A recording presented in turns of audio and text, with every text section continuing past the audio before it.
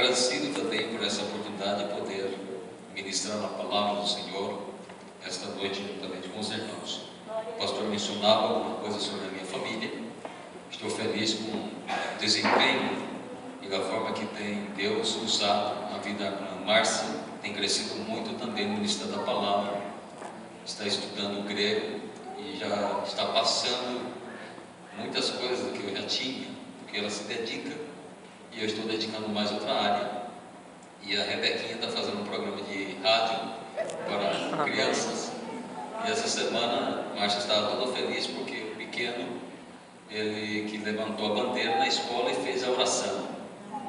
Isso é uma bênção. Sempre estão participando em tudo que nós estamos e o Senhor tem nos abençoado fortemente.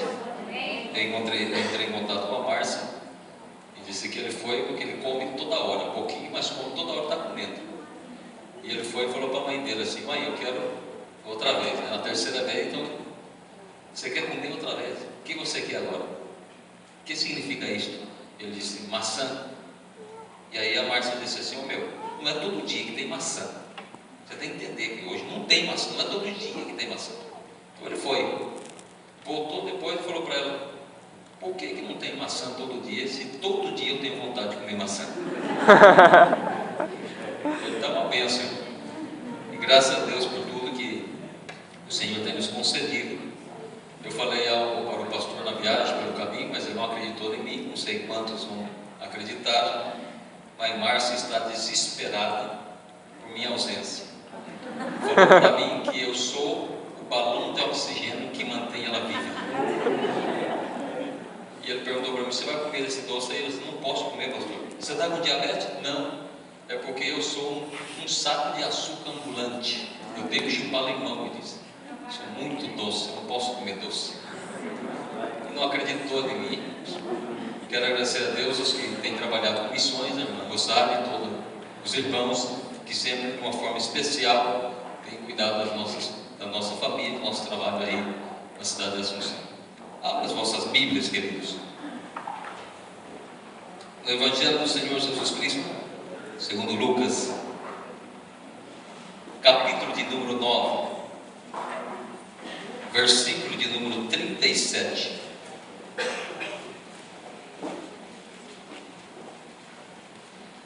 São Lucas, capítulo de número 9, versículo de número 37.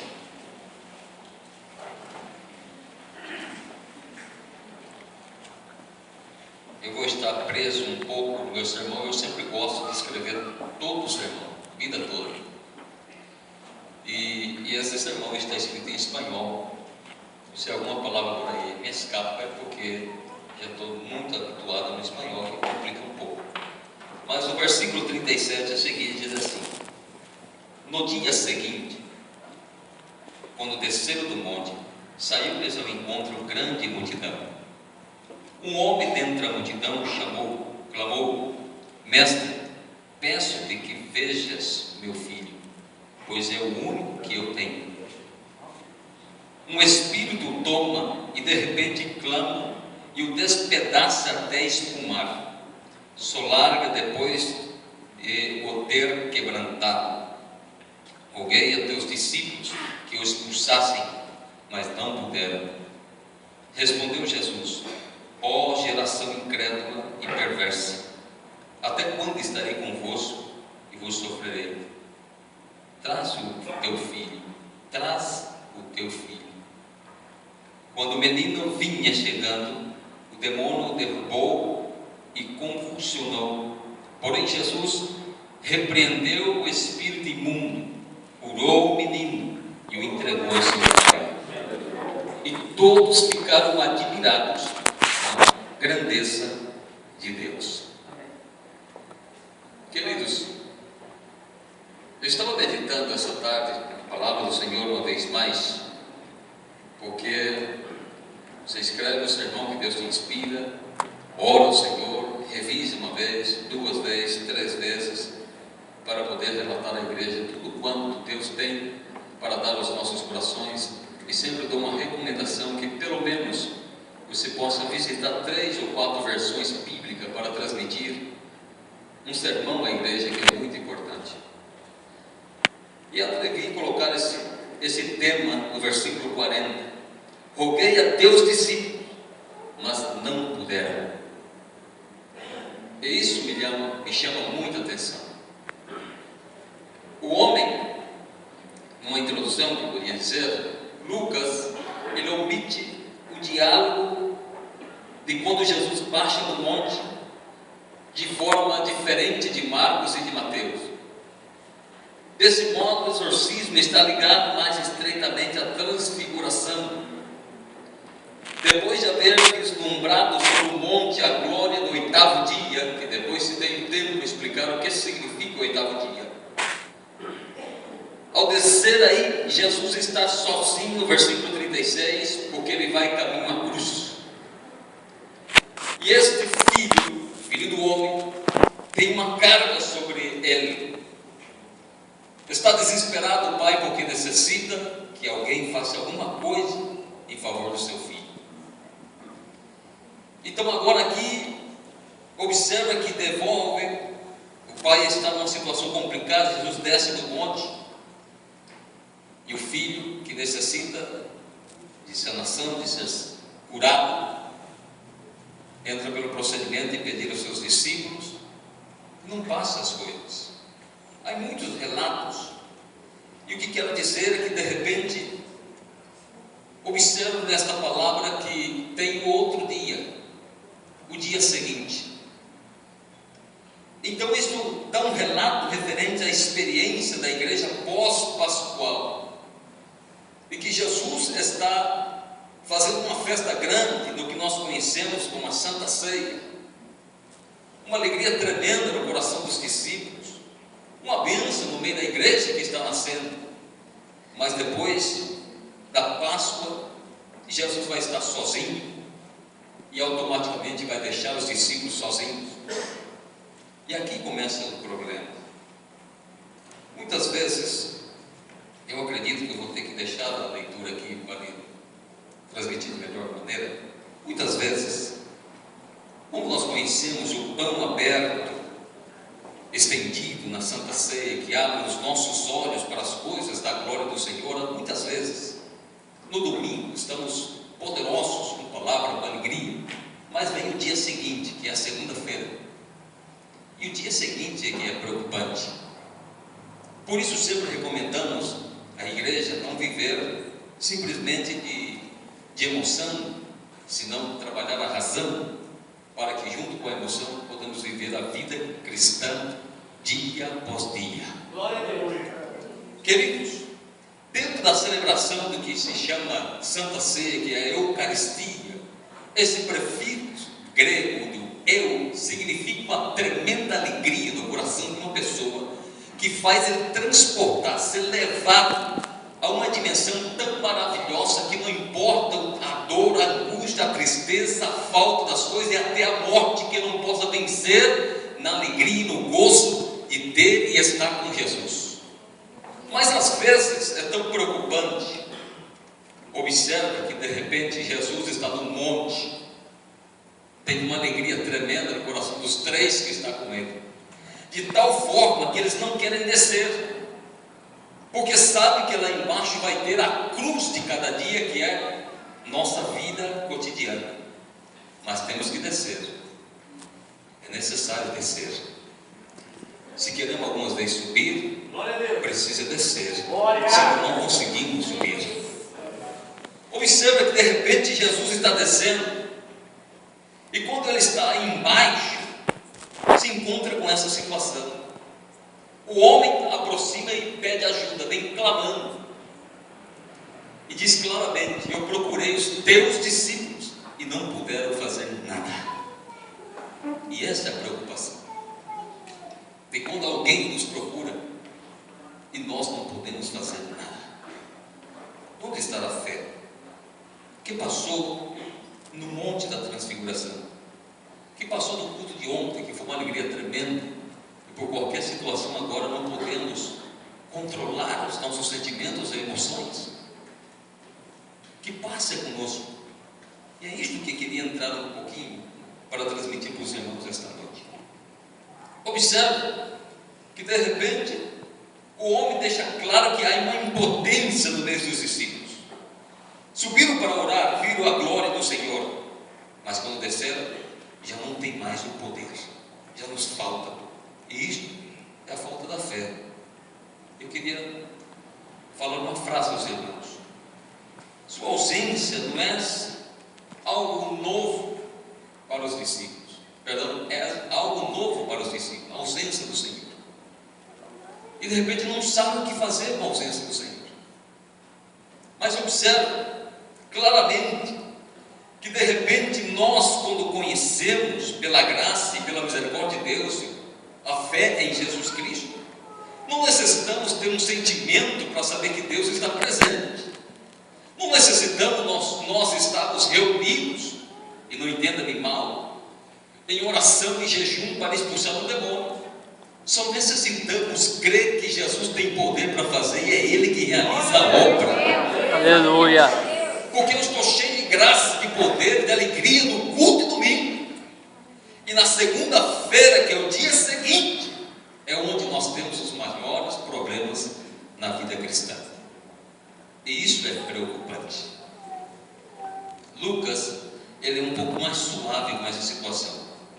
Mas Marcos vai relatar que o demônio que está para ser expulsado é surdo e mudo. Como atuar com um demônio que não te vai escutar? Como dizer para essa pessoa, em nome de Jesus, ou falar que o sangue do Cordeiro tem poder de ser mudo? É uma situação muito complicada. É uma situação muito difícil. Podíamos por aí entrar para buscar uma expulsa para as coisas do Senhor. Mas Deus conhece tudo. O Senhor sabe o que está fazendo. Não importa se é surdo ou se é mudo. O que importa é que eu tenho fé o suficiente para que quando clame o nome de Jesus esteja presente. Aleluia. Eu passei 1h40 uma madrugada orando, clamando e pedindo. E em um determinado momento eu disse para Deus: não vou orar mais, estou cansado.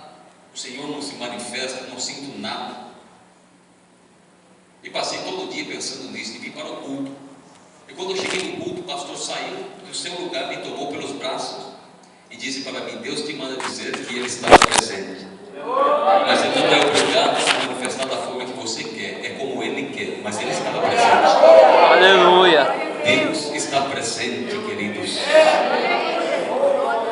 Deus continua presente no meio da sua igreja. O Espírito Santo do Senhor está conosco. Aleluia. Dia seguinte, a preocupação da igreja. E por isso é importante não viver de postre, de sobremesa. É necessário viver de comida sólida, comida que sustenta. Se os irmãos falarem língua ou não no culto, eu continuo sendo crente do mesmo jeito no seguinte dia. Aleluia. O obreiro me responde ou não responde a um chamado, eu continuo sendo crente da mesma forma, porque Jesus fique presente nas nossas vidas. Querido, de repente, tem uma observação aqui que eu escrevi. O mesmo aconteceu com o filho único daquele que estava perdendo esse filho. A filha única, também continuada a leitura, mas Jesus sempre estava presente. Onde queremos chegar? Que um dia, em este momento, quando eles estavam no monte, Jesus também é o filho único. Este é meu filho amado, ele é o único. Os outros foram resgatados, os outros foram sanados, os outros foram ressuscitados, mas Jesus vai estar um momento sozinho, abandonado na cruz, por ti e por mim, que clama a Deus. Ele diz: Senhor, onde estás? Porque ele sabia perfeitamente que ia à cruz, mas ele não queria perder a comunhão com Deus. E eu te peço nesta noite, não perca a comunhão com Deus. Aleluia. Porque Jesus sentiu que é isto, e é muito difícil estar sozinho. Mas quando você pensa que está sozinho, Ele está presente. E Jesus continua presente. Mas que passa? De repente, entende, irmãos, esta vitória escatológica que Paulo fala aos Filipenses, capítulo 3, versículo 10 e 11, é para a igreja atual, do que o Senhor deu uma palavra e Ele continua sustentando esta palavra. Olha, queridos, existe muita coisa interessante na Bíblia. Uma fé impotente e uma fé potente. Depende como nós observamos as coisas.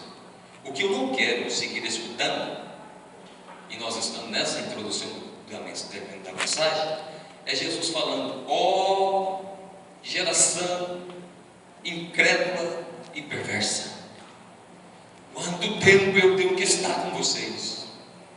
Quantas vezes viram eu operar maravilhas e vocês ainda têm necessidades? É isto que eu não quero continuar escutando, porque o dia seguinte, o 8º dia, vem depois de uma festa, de um banquete, de muito pão, de muito alimento. Mas pode ser que amanhã te falte o pão, mas a fé permanece para sempre. Pode ser que amanhã você não tenha leite para o teu desajuno, mas a fé continua no coração que Deus vai prover coisas melhores. Aleluia. Pode ser que amanhã não brilhe o sol, como aconteceu com Jesus, mas Deus continua presente nas nossas vidas. Não podemos continuar a vida cristã sendo meninos, como Paulo deixou claro. Vocês podiam ser maestros já, mestres, mas continuam tomando leite. E com isso, querido, não estou exortando a igreja, é palavra do Senhor. Só quero fazer você entender que existe o dia seguinte, que a mensagem de Deus chega no coração hoje, mas tem o dia seguinte. E no dia seguinte, ainda que não passe como você planificou, tenha certeza que nos planos de Deus não falta nada. Deus vai providenciar tudo. Aleluia. Não nos falta nada, porque o dia seguinte sigue sendo o dia do Senhor. Todos os dias é dia do Senhor. Agora, o que acontece aqui? Deixa eu pular um pouquinho essa parte. Os homens estão com um problema, porque o pai vai buscar a ajuda do Senhor, porque os homens de Deus, os que estão encarregados do trabalho, não podem fazer nada. Roguei a teus discípulos, mas não puderam. Pedi ajuda, gritei por ele. Meu filho é o único que eu tenho, eu preciso de ajuda, eu necessito de ajuda. Eu não sei como é a reação de alguns irmãos e algumas experiências que passam na obra missionária, quando alguém te grita assim na madrugada: o meu filho está morrendo no hospital, eu preciso de ajuda. Você fica com uma situação, parece que o chão se vai, e nesse momento dobramos o joelho e falamos: Senhor, eu estou entunado, mas por favor vai na frente, porque eu sou necessitado daqui. Eu preciso chegar aí, Senhor, e dar uma palavra, porque Tu entregaste em nossas mãos para seguir o que nós acabamos de cantar e de ler, que podemos fazer muito mais o que o Senhor já realizou nessa terra, para a glória do seu santo nome. O que não podemos é seguir recebendo a mensagem do Senhor: ó geração incrédula e perversa. Isso não podemos seguir. Necessitamos crer que na invocação ou no nosso contato espiritual com Deus, Ele tem resposta ao seu povo, e até no silêncio Deus continua falando. O que diz? É o filho único, é um motivo de invocação. Cada um de nós é amado do Pai de uma forma única, e Jesus chegou a falar isso em São João capítulo 17, 23. O Pai ama vocês como ama a mim. E agora, capítulo 15, versículo 9, eu sigo amando a vocês como o Pai ama a mim. Jesus nos ama. Tem um amor importante, sendo nós somos únicos para Ele. Cada pessoa que está aqui exclusivamente, Deus te ama de uma forma particular, única. Tem estendido as suas mãos para nos livrar de tanto mal, de tantas coisas. Mas o versículo 39 diz: é aqui que o Espírito se apodera dele e começa a fazer desse menino como um boneco. Este é o caminho. Esse filho é presa de um espírito mau que lhe ataca e faz dele o que quer. E eu preciso ajuda. Eu necessito ajuda. O pai está pedindo, está clamando. E de repente diz: olha, o espírito, porque existe o espírito de morte e o espírito de vida, o espírito impuro e o espírito santo. Nós temos que escolher. Eu quero vida e vida em abundância. Eu quero espírito, mas o Espírito Santo. E se eu tenho essa potência, esse poder do Senhor, eu não posso ter medo do dia seguinte. Eu tenho que continuar crendo que Deus vai estender as mãos de tal forma que quando alguém clamar, eu tenho uma palavra de Deus para dar, porque o primeiro Deus está falando no meu coração. De repente, esta liberdade do homem consiste em aceitar a Jesus como Senhor e deixar ser guiado por Ele, como o cordeiro imolado. E é interessante que é o único cordeiro que pode ser pastor, porque entrega a sua vida como cordeiro imolado. Olha, queridos, aí uma frase interessante. O jovem está aí, o pai vem e dá um grito e joga por terra toda a máscara. Eu necessito, eu estou necessitado, e começa e vai pedindo.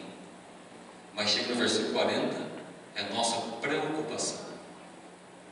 Está no versículo 40. Não puderam fazer nada. Os discípulos não puderam vencer o mal. Marcos, com pouca ironia, ele descreve claramente 5 vezes e usa de uma forma analítica, cuidadosamente, a evidência dessa discussão entre os discípulos que não puderam fazer nada. Lucas vai sublinhar, poner embaixo o risquinho, e sublinhar, obrigado, e vai mostrar de uma forma mais suave que os discípulos não puderam fazer. Mas Marcos vai denunciar algo aqui interessante. Não puderam fazer nada, porque também o mal estava no meio deles. O mal que Jesus denuncia, incredulidade e perversidade. Observa essas palavras que eu estou falando. A coisa mais terrível e difícil é quando numa oração lá nós fizemos, 2 obreiros foram orar com uma irmã que estava enferma, e terminou a oração, olhou um para o outro e disse: não passou nada. O outro falou assim: eu sabia já. Então por que orou? Você já sabia que não ia passar nada, não precisa orar. Incredulidade impede o atuar de Deus, sendo Deus, porque Deus não pode abençoar uma casa de incrédulos. Deus não pode estender as mãos onde há perversidade, porque Deus é Deus de justiça, de alegria, de gozo, é Deus de salvação, de levantar, é Deus que anima, é Deus que dá potência no Espírito Santo, é Deus que dá força para vencer o mal no nome de Jesus. É Deus que faz entender que estando no monte, na glória, ou estando lá embaixo, você siga sendo o filho único dele, e que não vai faltar a sua presença na tua vida. Não seja incrédulo. Aleluia. Acredita que Deus tem poder para atuar. Esta é a preocupação. O que passa então? O que acontece? De repente, são incapazes de liberar ele do mal, porque estão presos no mal. Tomou conta deles, estão contaminados, sendo discípulos de Jesus. Que triste, irmãos, que quando eu leio o capítulo 1, versículo 37 do mesmo Evangelho, diz que para Deus nada é impossível. Mas os discípulos agora estão junto com aquela geração de incrédulos e perversos. Não podem expulsar o mal, porque o mal está presente também em suas vidas. Elimine, por favor, se por aí há algum mal na tua casa, elimina no nome de Jesus. Diga: Senhor, eu quero chegar em casa hoje e quero dizer para o mal que de repente está em minha casa: você vai sair daqui no nome do Senhor, porque eu creio na presença divina. Deus precisa estar na tua casa, Deus precisa estar nos nossos lares, O culto começa quando você sai da tua casa e termina na última oração da noite na tua casa. Nós não podemos atuar com o mal, fazer parte do mal, falar mal, estender o mal, criar o mal, estar envolvido com o mal, porque você pertence ao bem, e o bem é Jesus Cristo, e Ele vence sempre o mal, porque o poder está com Ele. Ele deixou claro: todas as coisas estão em meu poder. Então você tem autoridade de Deus para chegar em casa e dizer agora, no nome de Jesus, a murmuração, o mal que persiga a nossa casa, que não permite chegar à bênção de Deus, vai ter que sair, porque nós somos do bem, e o bem sempre vence para a glória do nome de Jesus. Aleluia. Mas não puderam fazer nada, porque o mal estava no meio deles. Deus, queridos, de uma forma, com um instrumento, com sabedoria, Ele mostra e vê a nossa impotência, nosso pecado, a nossa infidelidade, mas Ele busca sempre um encontro com o homem. Há 3 grandes encontros quando você vem no templo. Você encontra com outro irmão, isso é comunhão, que seria a comunhão. Mas você se encontra contigo mesmo através da palavra, e você encontra Deus revelando cada dia sua vontade na sua vida. Agora, quando nós não queremos isto, nós já saímos de casa para dizer assim, que eu estava falando, pastor, não entendi nada, como tocou aquele irmão, e começamos a encontrar coisas, e isto é um mal. Isso é coisas, e alguns, lastimosamente, que não estão contentes com isto, procura estender ainda mais, de forma que passa a não só ser incrédulo, quando o pastor diz, irmão, nós vamos construir. Não, aqui não passa isso, pastor, aqui não acontece. Eu escutei muitas vezes no Paraguai, e eu dizia para eles, irmão, por favor, em nome de Jesus, não fala mais nada.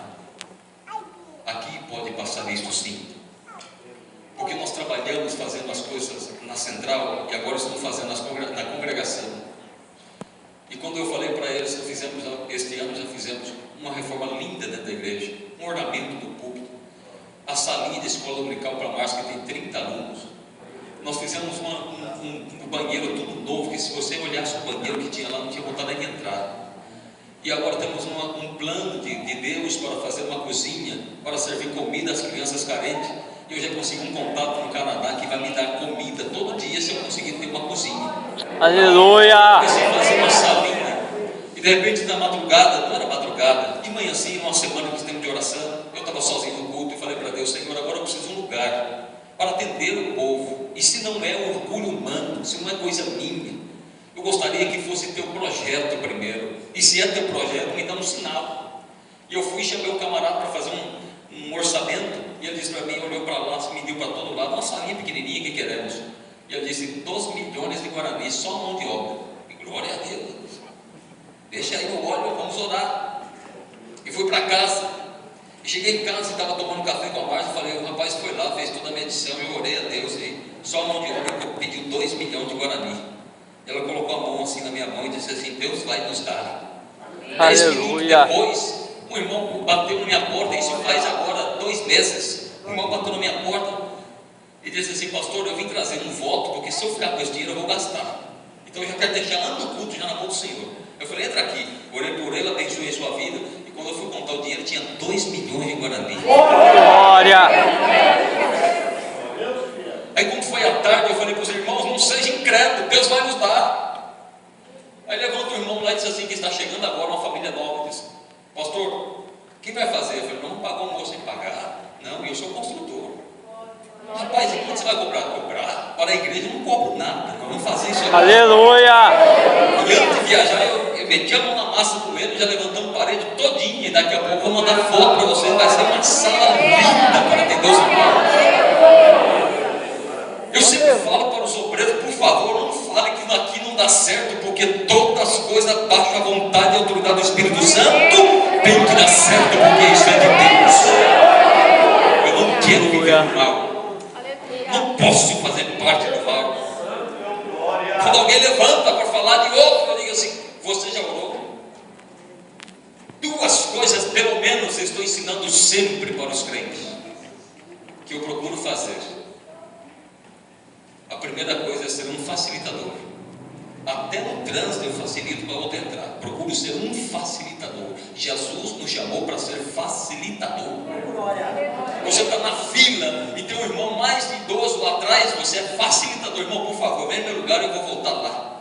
Se acabou a comida, você dá glória a Deus, porque você é um facilitador, você é do bem. Amém. E a segunda coisa é quando eu estou um pouco nervoso, eu como carne, você já sabe, né? Como um pouquinho de carne, assa eu vou comer em casa. Mas eu falo para Deus: Senhor Jesus, o que o Senhor faria no meu lugar? E aí, meu amigo, se você tem que perdoar, você vai perdoar, porque você é do bem. Se você tem que orar por ele, você vai orar, porque você não é perverso. Jesus te chamou para solucionar os problemas. Você é chamado de Deus para abençoar e não para amaldiçoar. Você é chamado de Deus para fazer parte da igreja do Senhor Jesus. E a igreja do Senhor Jesus abraça as causas, abraça os necessitados, abraça os que não têm nada, comparte com aqueles que necessitam. A igreja do Senhor Jesus é aquela que sobe com o Senhor no monte da transfiguração, mas desce lá embaixo para solucionar o problema do dia a dia. A igreja do Senhor Jesus marcha porque Cristo está com ela presente 24 horas por dia. O Espírito Santo está presente com ela. Aleluia. Você, por favor, não faça parte do grupo dos incrédulos e dos perversos. Deus vai pedir conta, te falo de novo, dos incrédulos que não creem e dos perversos. Queridos, há duas palavras preocupantes para mim quando eu olho o original grego em relação aos perversos. A primeira palavra é enorros. Esse enorros significa quando você fica bravo, ou quando passa uma ira e diz irei, mas não pequeis.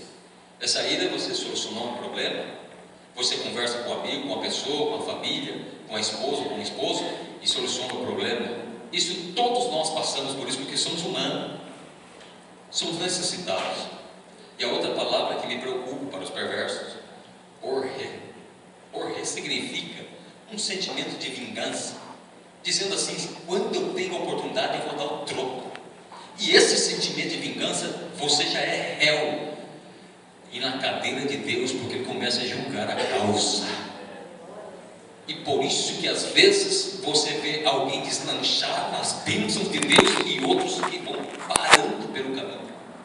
Que passa um crente que faz 20 anos que está na igreja e que o fruto, que é muito mais lindo do que os dons, porque os dons podem ser imitados, mas o fruto não. Que passa com um crente que faz 20 anos que está na igreja, que já não pode mais pregar a palavra, que já não pode mais falar do amor de Deus, que já não pode mais viver como Deus quer que viva, que já não pode mais dizer que Jesus sim pode batizar no Espírito Santo nesta noite, que já não pode mais dizer vai na minha igreja porque os irmãos vão orar e você vai ser curado no nome de Jesus, que já não pode mais crer que pode ter um avivamento de tal forma que a tua família vai vir congregar aqui servindo ao Senhor, que não pode mais viver a vida cristã do primeiro amor. É porque a maldade está entrando. Não permita, querido. Você foi chamado para ser um abençoador. E para abençoar é preciso fazer parte do time do bem. E Jesus chama nós para ser parte do bem. Observe, a incredulidade é a causa da impotência dos discípulos. É a causa da impotência dos discípulos, a incredulidade. Até quando estarei com vocês, diz o Senhor? Até quando eu vou estar presente com vocês? Sabe, querido, eu escrevi uma frase que diz o seguinte: Jesus aqui, Ele não está terminando sua paciência com nós, senão que a nossa paciência com Ele terminou. Entende o que eu estou falando? Jesus não perdeu a esperança em nós, senão que nós começamos a perder a esperança no Senhor. Mas é tão interessante quando você vê a biografia de Paulo, que termina a sua carreira e diz: pode me matar, mas está guardado a fé e a esperança no Senhor Jesus Cristo. Aleluia. Ninguém pode roubar, porque que a convicção é tão grande que o mal vem golpear na porta, mas ele não deixa entrar porque ele faz parte do bem. Oh glória! Então, se de repente, já que não podem solucionar o problema, Jesus traz o menino.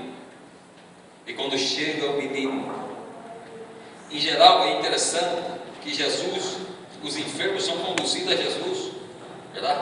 Dessa vez Jesus pede para trazer até ele. E quando chega, acontece algo muito lindo, filho único daquele pai. O versículo 42 diz: e o demônio agarra o menino, ele joga de uma forma, agitando violentamente esse jovem, ele tira no chão. De repente, olha o que passa, porque o diabo trabalha nos sentimentos, em agitações e em convulsões, quando está endemoniado. Mas a palavra diabolês é essa atitude do mal na vida de um crente que não pode ser endemoniado, porque o crente, irmão, ele não fica endemoniado, porque se ele tem o Espírito Santo, não pode vir outro espírito, não pode. Mas sim, diabolês significa ação de demônio. É quando um crente vai semear contenda da vida de alguém para outro na outra casa. Isso é uma atitude demônica. E isso é perversidade. E Deus não aceita. Deus não aceita. E por isso, de repente, ele começa a atuar dessa forma com o jovem. Mas Jesus disse que increpou, repreendeu. E Jesus vence o mal, sabe de que forma? Com calma, com paz. Porque paz significa que em meio da tormenta você tem equilíbrio para resolver o problema. Paz não significa ausência de confusão, não significa ausência de tempestade. Significa que no meio de tudo isso, você que é do bem, que tem esperança e crê que Jesus está no controle, está seguro, equilibrado, que Ele vai estender as mãos, e quando diz a palavra operando eu, quem impedirá? Se Deus é por nós, quem é contra nós? Se o Senhor trabalha em meu favor, pode levantar o inferno, que eu permaneço em Cristo e Cristo em mim, e somos mais que vencedores, para a glória do seu santo nome. Aleluia! Aleluia! Glória a Deus! Aleluia! Ele disse para o diabo, bem tranquilo, e vence o mal. Que fala mais essa frase? A palavra da verdade sempre vence o pai da mentira. Para concluir, querido, é horário. Jesus dá um menino e entrega para o pai, sano, sem nenhum problema, mostrando que o bem tem autoridade sobre os principados, sobre a potestade, sobre a dominação, conforme Paulo deixou claro em 1 Coríntios capítulo 15, 24. A vitória final sempre pertence e está nas mãos de Deus, porque Ele tem o controle. Coríntios capítulo 15, versículo 28. E quando ficaram todos atônitos, não tiveram que fazer outra coisa senão glorificar o nome do Senhor com espanto. Que coisa maravilhosa nós vimos hoje. E reconheceram que não puderam fazer nada, mas que coisa linda.